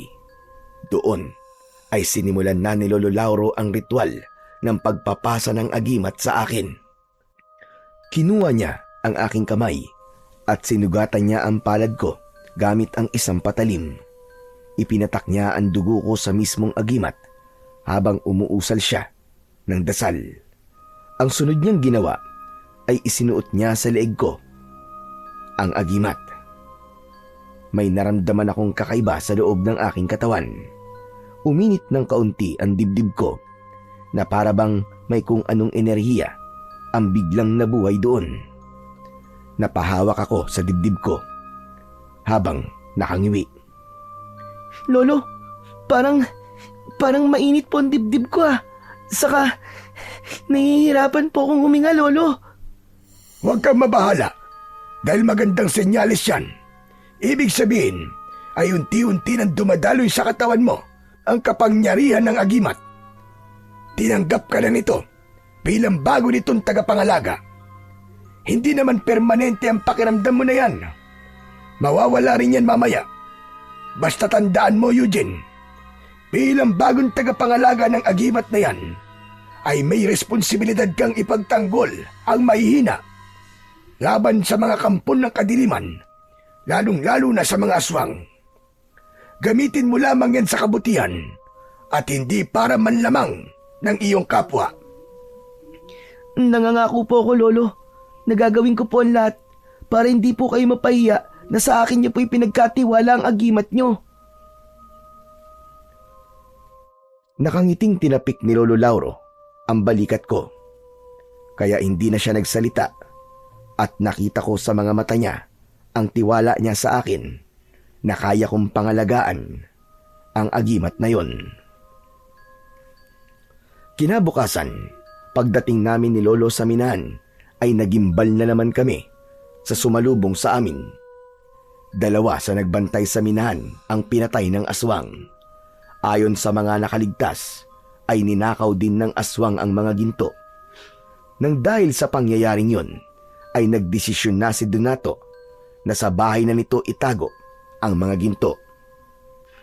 Sa araw na yon, ay muli kaming nagpunta sa bahay ni Aling Ramona dahil kailangan naming maghatid sa kanya ng ginto. Mona, gusto ko palang humingi ulit ng tawad sa nagawa ng apo ko nung huling beses na nagpunta kami rito. Pinagsabihan ko na si Eugene at nangako siya na hindi niya na yun uulitin pa. Kalimutan na lang natin yun, Lauro. Sadyang ganun talaga mga bata. Masyadong makulit. Dumaan din naman tayo sa pagiging ganon. Eugene, pasensya ka na rin, iho, kung nasigawan kita. Hindi kasi ako sanay na may nakikialam sa mga gamit ko. Sorry din po, Aling Ramona. Promise po. Hindi ko na po uulitin yon. O siya, sige na. Kailangan na pala naming umalis. Dapat ay makabalik na kami sa minahan bago dumilim. Meron pa kasi doong pagpupulong na gagawin. Pagpupulong? Abay, para saan?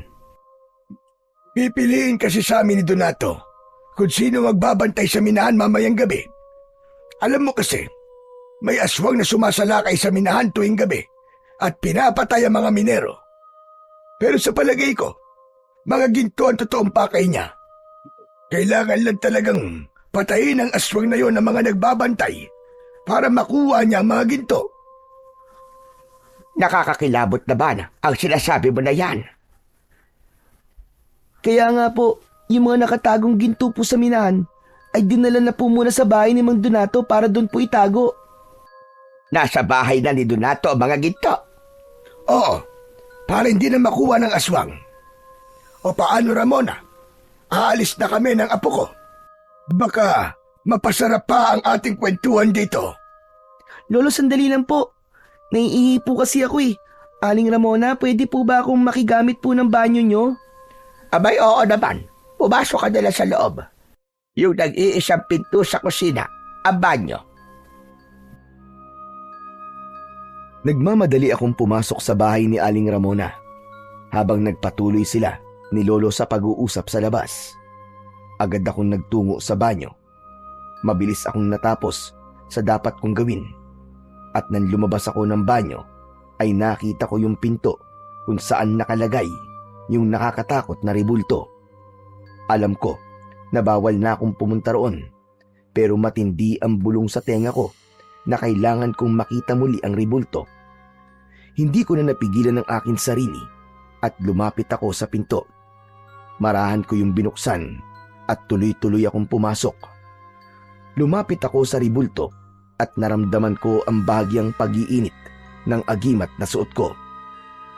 Dumako ang mata ko sa mga gintong nasa paanan ng ribulto at napansin ko na mas dumami na ang mga yon. Napakunot ang noo ko ng isang pamilyar na ginto ang nakita ko roon. Yun yung hugis pusong ginto na nakita ko sa minahan. Kinuha ko yun upang makita ko yun ng malapitan. Hindi ako pwedeng magkamali. Ito nga yung gintong nakita ko sa minahan. Ito yun. Pero, bakit nandito to? Naputol ang aking pag-iisip nang marinig ko ang pagtawag ni Lolo Lauro sa akin. Inilagay ko sa bulsa ng aking short ang hugis pusong ginto. Nagmamadali akong lumabas ng silid na yon at isinarado ko ang pinto. Lumabas na ako ng bahay ni Aling Ramona at lumapit ako kay Lolo. Bakit ang tagal mo naman? Baka mamaya Nakialam ka na naman ng kung ano sa loob ah. Hindi po, Lo. Napatagal lang po ako sa paggamit ko po ng banyo. Nagpaalam na kami kay Aling Ramona. Maya-maya pa ay nakasakay na kami ni Lolo sa kabayo habang pabalik sa minahan. Tahimik lang ako dahil iniisip ko pa rin kung paano napunta sa bahay ni Aling Ramona ang ginto na hugis puso. Gayong sa pagkakaalam ko ay kasama yon sa mga ninakaw ng aswang. Hanggang sa napagdugtong-dugtong ko na ang mga pangyayari. Lolo, sa tingin ko po, kilala ko na po kung sino ang aswang. Ha? Anong sinabi mo?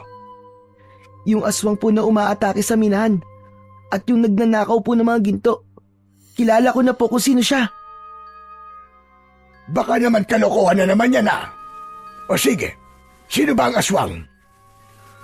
Mahirap pong paniwalaan, Lolo Lauro eh. Pero sigurado po ako 100% na si Aling Ramona po ang aswang. Sabi ko na nga ba't kalokohan na naman yung sasabihin mong bata ka eh. Ano't sinasabi mo na aswang si Ramona? Lo, totoo po ang sinasabi ko. Maniwala po kayo sa akin. Aswang po talaga si Aling Ramona. Napaka-imposible niya sinasabi mo, Eugene. Paanong si Ramona ang aswang na umaatake sa minahan? Kinuha ko sa bulsa ng short ko ang hugis pusong ginto at ipinakita ko yon kay Lolo Lauro. Oh, bakit nasa iyo pa rin ang gintong yan? Hindi ba ang sabi ko sa'yo, ilagay mo yan dun sa lagayan ng ginto? Kaya nga po, inilagay ko naman po ito dun sa lagayan ng ginto eh. Hindi po ba nakita niyo yun? Matapos po nating magbantay, umatake po uli yung aswang nang sumunod po na gabi sa minahan at ninakaw po ng aswang na yon ng mga ginto. Kasama po sa mga gintong yon ang hugis pusong ginto na hawak ko ngayon. At alam niyo po ba kung saan ko po ito nakita? Doon po sa paanan ng nakakatakot na ribulto sa bahay po ni Aling Ramona. Ano? Sinasabi ko na nga ba't may ginawa ka na namang kabalbalan sa loob ng bahay ni Ramona? Kaya ang tagal-tagal mo lumabas. Ikaw talaga, napakatigas talaga ng ulo mong bata ka. Lolo, huwag niyo na pong pansinin kung nakialam po ako sa bahay ni Aling Ramona. Ang importante po ay alam na po natin kung sino po ang aswang. Nung nakita ko po kasi kanina yung pinto po ng kwartong kinaroroonan po ng ribulto, ay para po may bumubulong sa akin na pumasok po ko ron.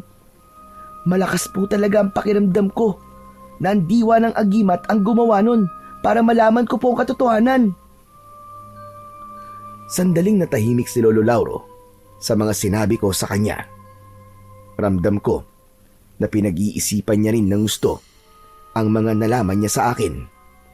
Ako naman ay sigurado sa aking mga sinabi, lalo na't pakiramdam ko ay ginagabayan ako ng agimat upang malaman ko ang totoo. Kung naramdaman mo na itinuro sa iyo ng agimat ang katotohanan, malaki ang posibilidad na tama mga sinabi mo, Apo. Hindi lang talaga ako makapaniwala nung una na si Ramona ang aswang dahil sadyang napakabait niya. Hindi po kaya naisip ni Aling Ramona na kailangan niyang magpanggap na mabait upang hindi siya mapagdudahan ng mga tao? Tama ka, Apo. At naging epektibo ang estratehiya niyang yon. Dahil nung sinabi mo sa akin na siya ang aswang, ay hindi kaagad ako naniwala. Ang ipinagtataka ko lang ay kung bakit ninanakaw niya ang mga ginto sa minahan at bumibili rin siya ng maraming ginto.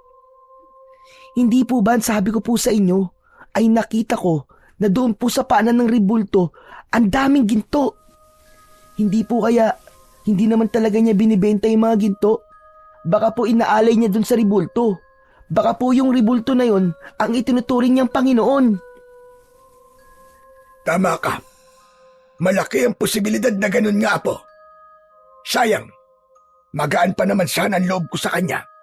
Tapos malalaman natin na kampon pala siya ng kadiliman at isa siyang aswang.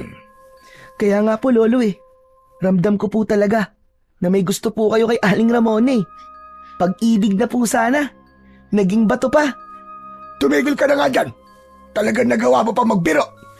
Joke lang po, Lolo. Pero seryoso, ano na pong gagawin natin ngayon? Naisip ko, na kailangan nating magbantay sa minahan mamayang gabi. Panahon na para patayin mo ang aswang apo. Po? Hala, bakit po ako? Hindi ba't nasa iyo na ang agimat ko? Yan ang gagamitin mo para labanan si Ramona. Pero talagang mamayang gabi na po kagad. Ni hindi niyo pa nga po ako natuturuan kung paano po makipaglaban eh. Sinabi ko na sa'yo na ang agimat ang gagabay sa'yo. Hanggat suot mo yan, ay ikaw ang kinikilala niyang tagapangalaga at gagabayan ka niya, lalo na kapag nakikipaglaban ka na sa mga aswang. Natatakot po ako. Pero mukhang wala na po akong magagawa kundi gawin po ang sinabi niyo. Marami na pong pinatay si Aling Ramona na mga minero. At kapag hindi po natin siya pinatay, ay paniguradong madadagdagan pa po ang mga biktima niya. Kaya nga kailangan na natin kumilos kagad na po, bago pa mahuli ang lahat. Binilisan na ni Lolo Lauro ang pagpapatakbo sa kabayo. Hindi nagtagal ay nakarating na kami sa minahan. Nakatipon na ang mga minero at nasa unahan na ng mga yon si Donato. Lumapit na kami ni Lolo sa kanila.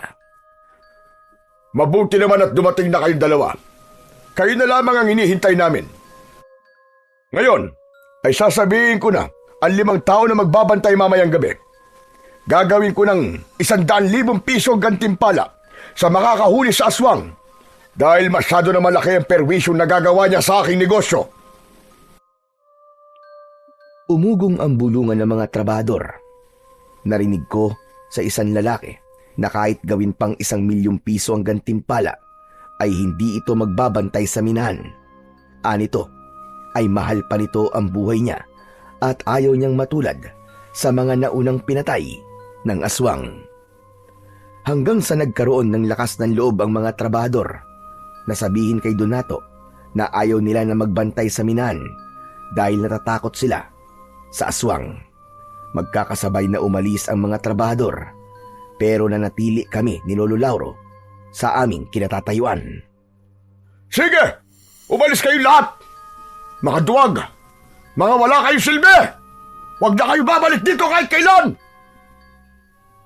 Hindi mo sila masisisi kung ayaw nilang magbantay dito mamayang gabi, Donato. Marami ng minero ang pinatay ng aswang na yon. May mga pamilya silang naghihintay sa kanilang bahay at sigurado ko na kahit taasan mo pa ang gantimpalang ibibigay mo sa makakahuli sa aswang, ay hindi pa rin magbabago ang isip nila. Ang dami mo sinasabing matanda ka. Kayong dalawa, ano pang ginagawa niyo rito? Umalis na rin kayo, kagaya ng mga walang kwenta at duwag na mga trabador ko. Kami na lang ni Eugene na magbabantay dito sa minahan mamayang gabi. Huwag kang mag-alala, dahil gagawin namin ang lahat para mahuli ang aswang na yon. Aba, teka ga, mukhang nagbago ang ihip ng hangin ah. Nung una, ay ayaw mong pagbantayin si Eugene dito sa minahan, tapos ngayon, biglang ikaw na mismo ang gustong isama siya sa pagbabantay. Alam ko na. Dahil sa dinoble ko na ang gantimpala, tama ba ako? Hindi na ito tungkol sa pera, Donato. Sa totoo lang, wala kaming pakialam ng apo ko sa kahit na anong ibibigay mo na gantimpala. Para na ito sa mga minerong pinatay ng aswang na yon. Gagawin namin ito para matigil na ang patayan sa minahan na ito. Masyado kayata nagpapakabaya ni Lauro. Pero duda pa rin ako na kaya niyong patayin ang aswang na yon. Isang matanda at isang bata. Aba, anong laban niyo sa aswang? Pero ayos na yan, kesa walang magbantay ngayong gabi dito sa minahan ko. O siya sige, galingan niyo ang pagbabantay at ipagdasal niyo na sikatan pa kayo ng araw. Ngumisi si Donato at sumakay na siya sa kanyang kabayo. Dala na rin niya ang mga gintong nakuha sa minahan sa araw na yon. Sinundan namin ni Lolo ng tingin ang papalayong si Donato hanggang sa mawala na siya sa aming paningin. Grabe no? Ang sama-sama po talaga ng ugali naman Donato na yan. Imbis na matuwa siya dahil nagpresenta tayo na magbantay dito sa minahan, ay ininsulto pa po niya tayo. Hayaan mo na, Apo.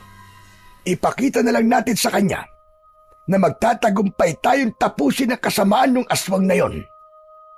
Ituon natin ang ating atensyon sa pagbabantay. Ang mabuti pa ay magdasal na muna tayo. Pinangunahan ni Lolo Lauro ang pagdadasal. Pumikit kami habang nakayuko. Panginoon, gabayan niyo po kami ng aking apo na si Eugene ngayong gabi. Patatagin niyo po sana ang aming kalooban upang magawa po naming harapin ang panganib na maaari naming suungin.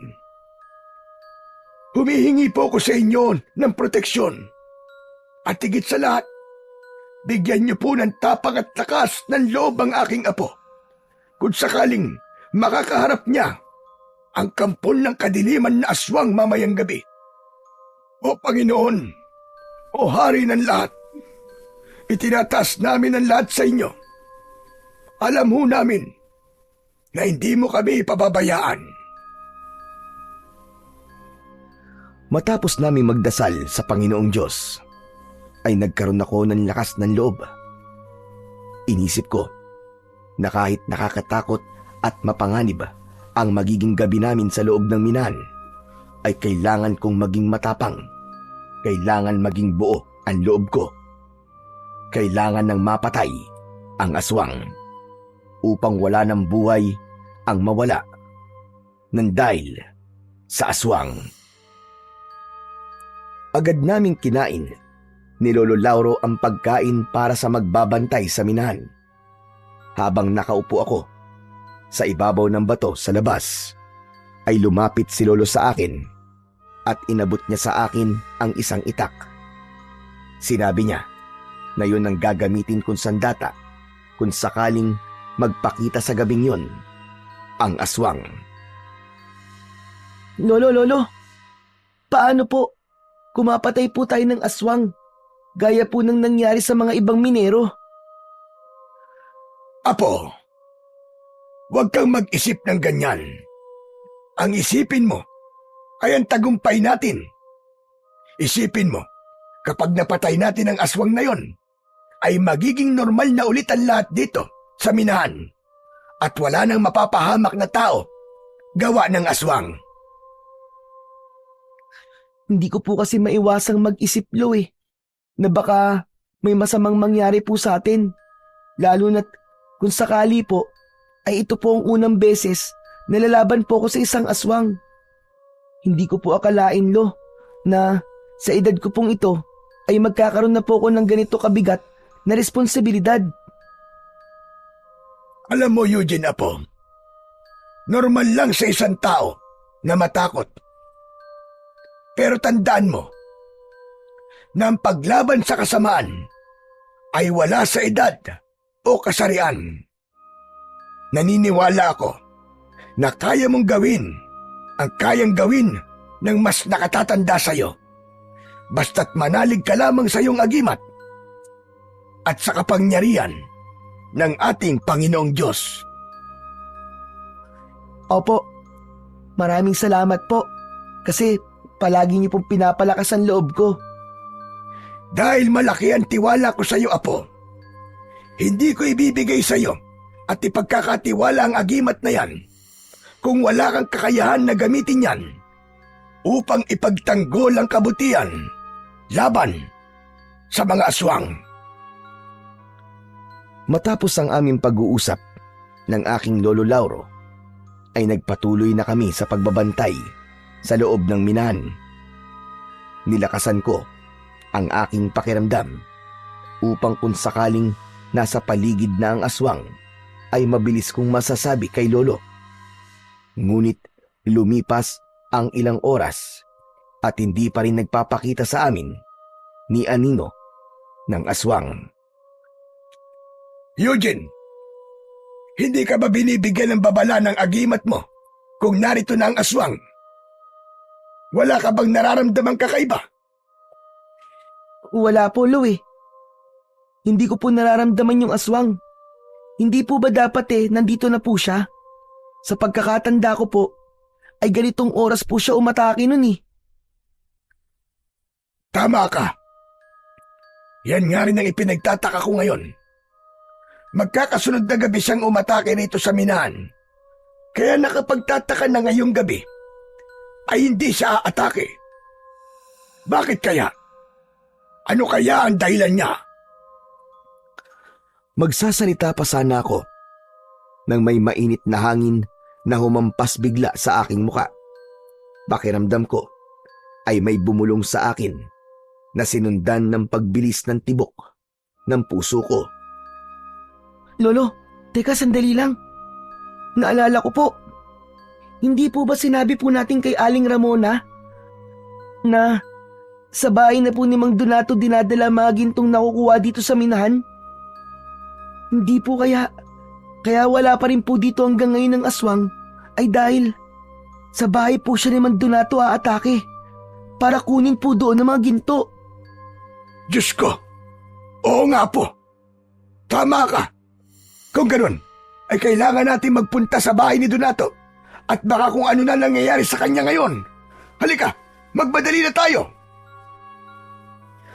Nagmamadali kaming sumakay ni Lolo Lauro sa kabayo na ginagamit namin sa paghatid ng mga ginto sa iba't ibang baryo. Mabilis na pinatakbo ni Lolo Lauro ang kabayo dahil naghahabol na kami ng oras. Kahit alam naming masama ang ugali ni Mang Donato, ay hindi pa rin namin kayang hayaan na mamatay siya sa kamay ng aswang. Sa wakas, ay nakarating na kami sa labas ng bahay ni Mang Donato. Isa yung konkreto at malaking bahay na nakatayo sa isang malawak na lupain. Pagbaba namin ng kabayo, ay napansin kagad namin na nakabukas ang pinto ng bahay. Nahihintakutang nagkatinginan kami ni Lolo Lauro nang marinig namin ng pagsigaw ni Mang Donato mula sa loob ng kanyang bahay. Diyos ko po! Ito na! Tama nga sinabi mo, Apo! Nandito nga si Ramona! Nandito ang aswang! Tara na po, Lo! Iligtas po natin si Mang Donato! Baka mamaya ay mapatay siya ng aswang!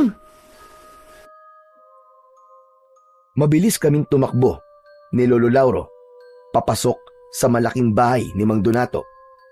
Patuloy naming naririnig ang pagsigaw ni Mang Donato mula sa ikalawang palapag. Umakyat kami sa hagdan at isang pintong nakabukas ang nakita namin. Pumasok kami sa pintong yun at tumambad sa amin si Mang Donato na sugatan at dugo ang nakahandusay sa sahig. Naliligo ito sa sariling dugo. Naroon din ng aswang na nakatayo sa paanan ni Mang Donato. Sabay na napatingin si Mang Donato at ang aswang sa amin ni Lolo. Mabuti't dumating kayo! Tulungan niyo ako! Papatayin ako ng aswang na yan! Tulungan niyo ako! Sabihin mo sa akin kung nasa na mga ginto mo at aalis na ako rito. Hindi ka maaaring umalis dito, aswang ka! Aling Ramona! Anong sinabi mo? Alam na namin na ikaw yan, Aling Ramona. Huwag ka na magkaila pa. Ikaw ang aswang na pumapatay sa mga minero at nagdanakaw ng ginto. Huli ka na! Hindi maaari ito. Paano niyong nalaman ang aking sekreto? Hindi na importanteng malaman mo pa. Pero isa lang ang sigurado kami ni Lolo. Ngayong gabi, matatapos na ang kasamaan mong demonyo ka! Nagpapatawa ka ba, batang paslit? Ano ang laban ng isang bata at matanda sa isang aswang na malakas na katulad ko? Hindi kayo ang tatapos sa akin. Hindi ako papayag na mapigilan niyo ako sa aking misyon. Kailangan ko ng maraming ginto upang ialay sa aking Panginoon, upang muli siyang mabuhay at makapagkasiksa ng lagim at kamatayan sa buong mundo. Hayop ka talaga! Hayop kang aswang ka! Sinasabi ko na nga ba at sumasamba ka sa demonyo! Bibigyan ko pa kayo ng pagkakataon. Umalis na kayong dalawa. Kung ayaw ninyong madamay, ang mga ginto lang ang kailangan ko. Pagkatapos sabihin niyo ng aswang, ay mahigpit kong hinawakan ng agimat na nakasabit sa akin leeg. Tumingin ako kay Lolo Lauro at nang tumango siya, ay alam kong yun na ang hudyat upang labanan ko ang aswang. Diretso kong tinignan ng aswang na si Aling Ramona. Alam ko na sa mga sandaling yon ay ginagabayan ako ng kapangyarihan ng agimat. Hindi na ako nagdalawang isip na suguri ng aswang habang hawak ko ang matalas na itak. Malakas na sumigaw ang aswang at sumalubong yun sa akin. Labis akong namangha nang maramdaman ko na parabang may kung anong enerhiya ang kumukontrol sa aking katawan.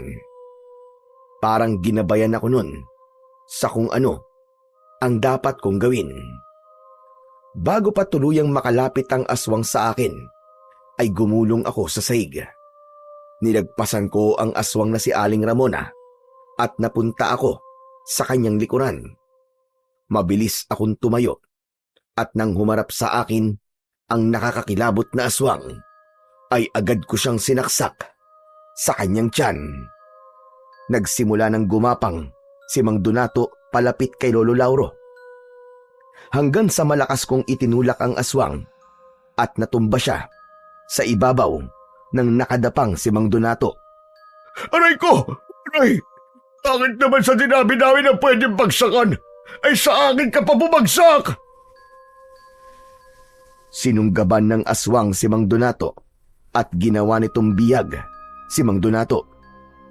Tinapat ng aswang ang matutulis nitong mga kuko sa leeg niya. Sige! Sige! Subukan mo lumapit dahil papatayin ko ang lalaking ito.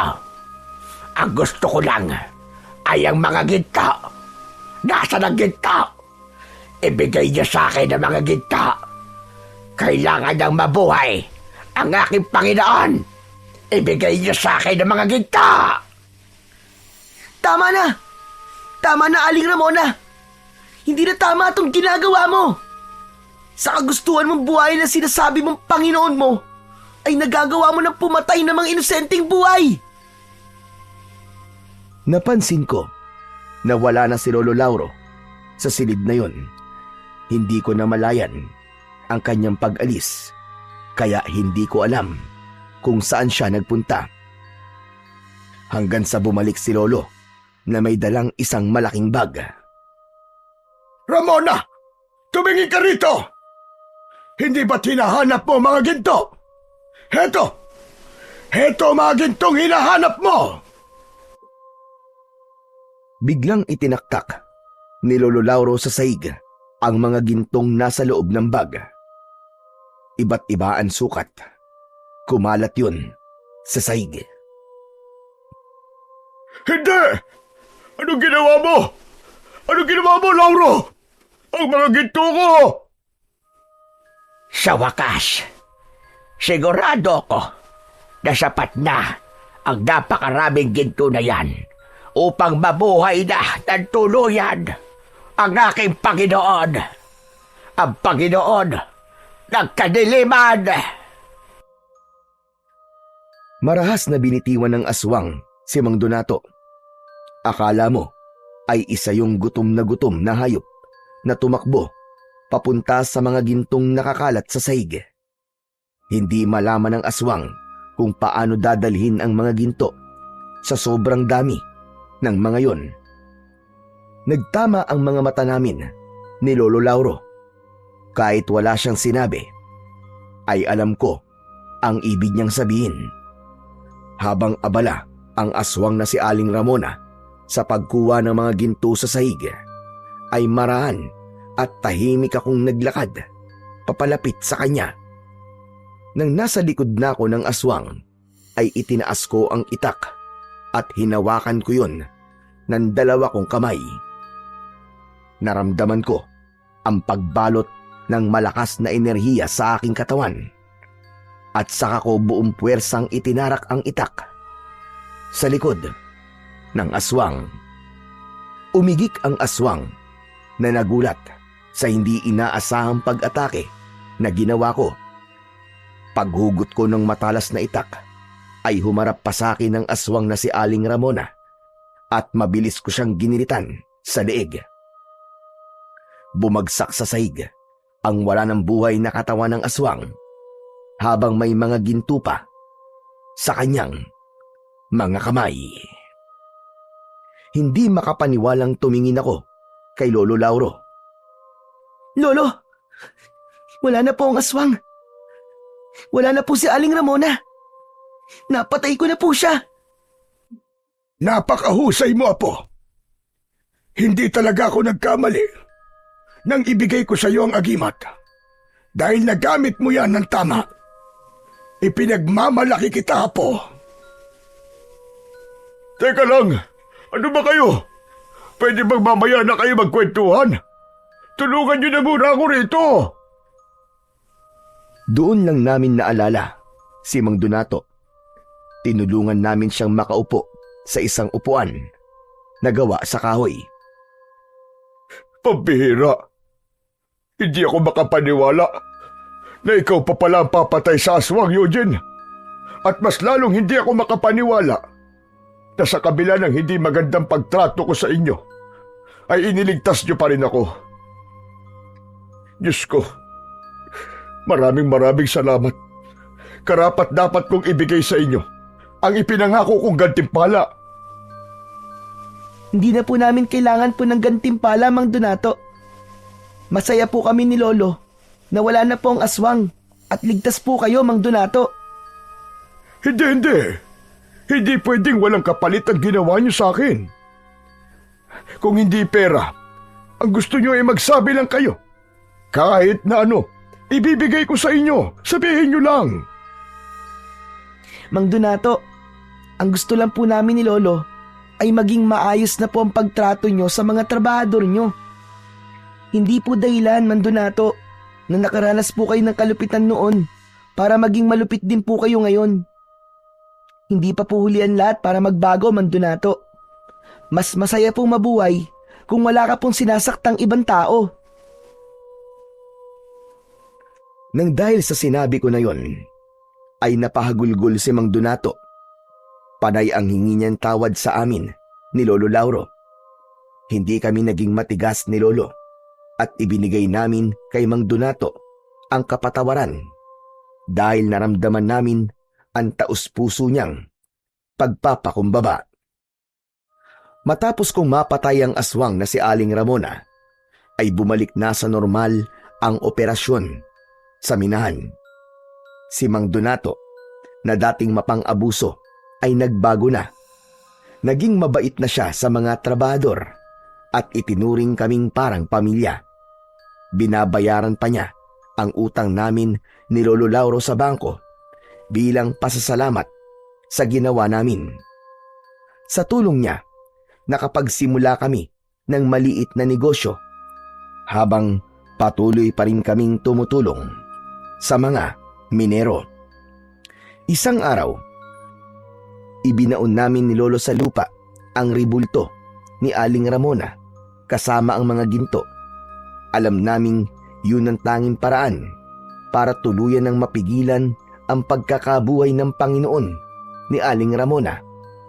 Ipinagpatuloy ko pa rin ang pagsasanay sa paggamit ng agimat. Alam kong darating ang araw na kakailanganin ko ulit makipaglaban.